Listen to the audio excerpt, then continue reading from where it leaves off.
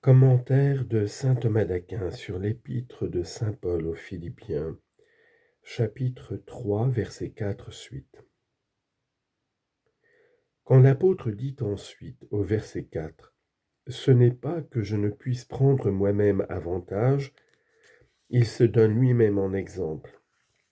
Et d'abord, il établit la prééminence qui lui appartenait même sous la loi. Ensuite, il rappelle quel mépris il en a fait, en disant au verset 7 « Mais ce que je considérais comme un gain ». Premièrement, il établit donc sa prééminence d'abord en termes généraux. Ensuite, il explique par partie. Ayant été circoncis au 8e jour. Sur le premier de ces points, il exprime d'abord la confiance qu'il avait pu mettre dans les observances légales en disant « Nous ne devons pas mettre là notre confiance, bien que je puisse prendre moi-même avantage de ce qui n'est que charnel. Car si les autres osent s'attribuer quelque chose, je veux bien faire une imprudence, je puis être aussi hardi qu'eux. » Comme il a dit, 2 Corinthiens 11, 21, et même avec plus de succès qu'eux, car j'ai plus de droits. Confère 2 Corinthiens 11, 25. Quand je devrais faire une imprudence, tout cela je le suis plus qu'eux.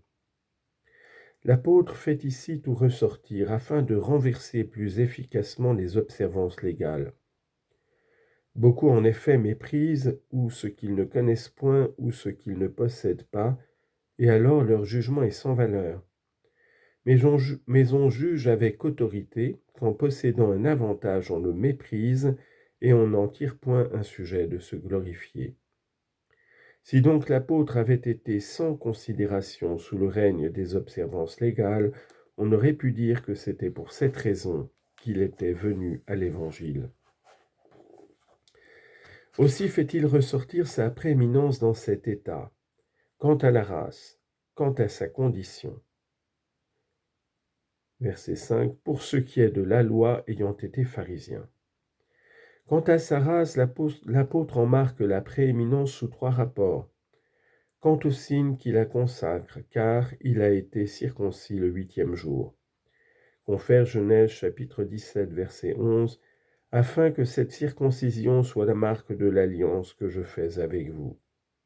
Il dit, le 8e jour, parce qu'entre les prosélytes et ceux qui étaient de la race d'Abraham, il y avait cette différence, que les premiers n'étaient point circoncis le 8e jour, mais lorsque déjà adultes ils se convertissaient.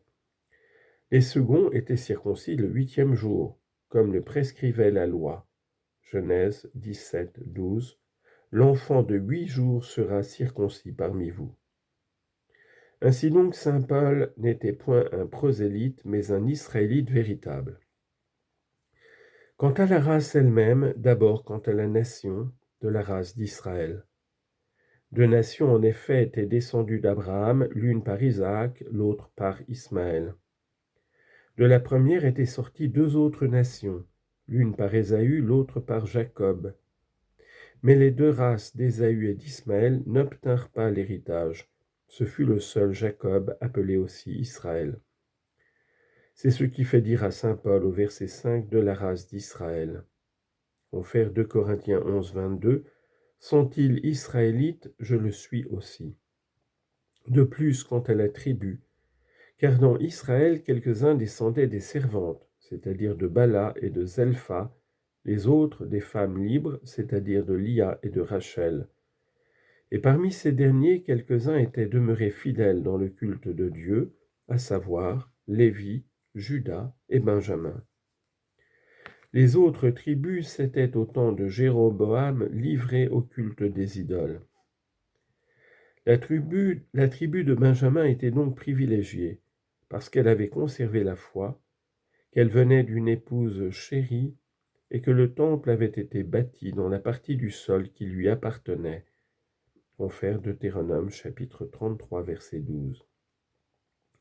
Le bien-aimé du Seigneur demeurera en lui avec confiance.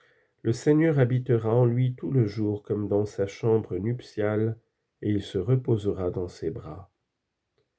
Et encore, Genèse chapitre 49, verset 25, 27. Benjamin sera semblable à un loup ravissant. Il dévorera la proie le matin, et le soir il partagera les dépouilles. Figure de Paul qui pendant un temps persécuta l'Église. Enfin, quant au nom et à la langue, né hébreu. Des auteurs font venir le mot hébreu d'Abraham, saint Augustin entre autres, mais il s'est rétracté. Ce nom dérive plutôt d'Héber, dont il est parlé dans la Genèse, chapitre 11, verset 15. Il est évident du reste que ce nom ne vient pas d'Abraham, puisqu'Abraham lui-même est appelé de ce nom. Confère Genèse 14, 13. Un homme vint le dire à Abraham hébreu.